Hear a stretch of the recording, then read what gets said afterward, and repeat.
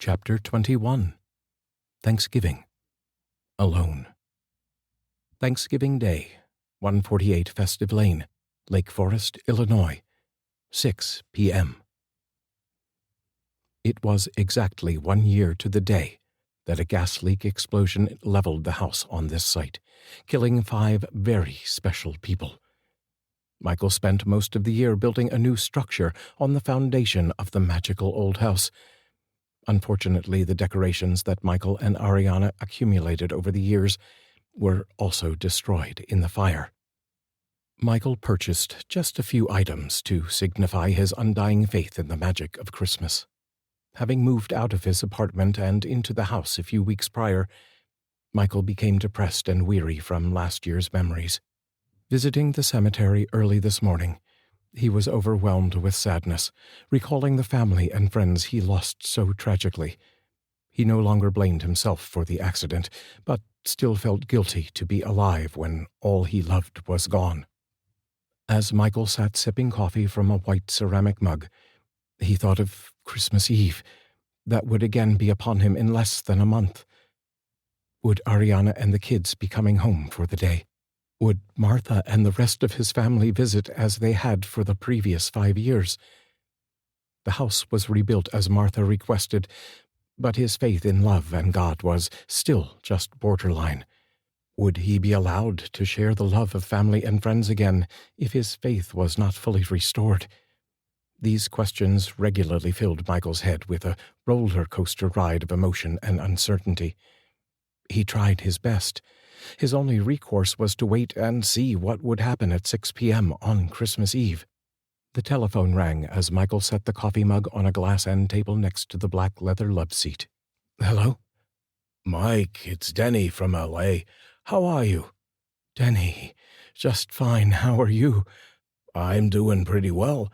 I wanted to call and see how you were doing today. Are you handling it okay? Asked Denny. Best I can. I do miss them all very much. I have my fingers crossed that come Christmas Eve, I will be with them once again. Well, that's the other reason I was calling. I thought that it was about time I came back home for Christmas. Would you mind if I spent the holiday with you? Are you kidding? That would be great, Denny. At least I could count on one guest being here for sure. Okay, then it's settled. I will be flying into O'Hare at around 2 p.m. on Christmas Eve. I'll take a limousine to your house so you don't have to worry about picking me up at the airport. Once I get there, I'll help you prepare for the evening. Sounds great, Denny. You know, I'm not entirely convinced that they will show up this year. Although rebuilt, the house doesn't have the same warmth and character as the old house. I wonder if it has any magic at all. Having you here sure would make me feel a whole lot better about the outcome if it proves to be disappointing. Have a little faith, Michael. It will all work out. Trust me on this. You have put your heart and soul into rebuilding the house. They'll show up. They just have to. Well, I hope you're right. Listen, I have to run over to my folks' house for Thanksgiving dinner. It was nice talking to you again. I will see you in less than a month. Thanks for thinking of me. I look forward to seeing you on Christmas Eve. Take care, Denny. As the line disconnected, Michael set the receiver back in its cradle. Michael smiled to himself and thanked God for having Denny in his life. He realized that Denny was just as concerned about the outcome of Christmas Eve as he was. Denny wanted to be there for Michael in case no one else visited at Christmas. As Michael sat in the living room, he watched the small groups of people as they walked up and down the block. The figures' vague images cast faint shadows onto the street as they moved slowly from house to house. Light snow began to fall, covering the trees now bare of leaves with a paper-thin layer of white. The Christmas card-like view was serene as children marveled at some of the homes already decorated down the street. Suddenly, a shadow crossed in front of the window and moved in the direction of the front door. The doorbell rang. As Michael opened the front door, he heard, Happy Thanksgiving, Michael. Opening the storm door, he said, Same to you, Sharon. How can I help you? Sharon lowered her eyes to the ground and sheepishly replied, I just wanted to apologize to you for being such a fool. I am truly sorry about the way I acted, Michael. I just found you so attractive that my desires got the better of me. Sharon, I accept your apology, and I am flattered that you find me so striking. But I am not ready for a relationship. I may never be ready for a relationship. I know, Michael. I was way out of line. Thanks for forgiving me. Do you think you could invite an old friend inside out of the cold? Today is not a good day for me, Sharon. It was 2 years ago I lost my wife and kids.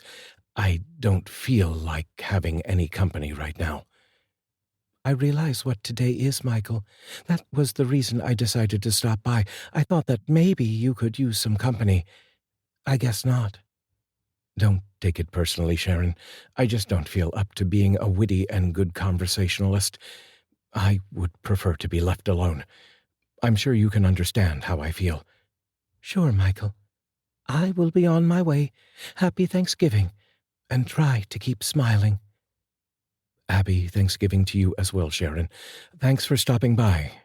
See you around, said Michael as he closed the front door. As Sharon walked down the walkway from the house back toward the street, she thought to herself how utterly stupid she was when it came to handling Michael. She wanted to be with Michael in the worst way. Unfortunately, she went about it all wrong.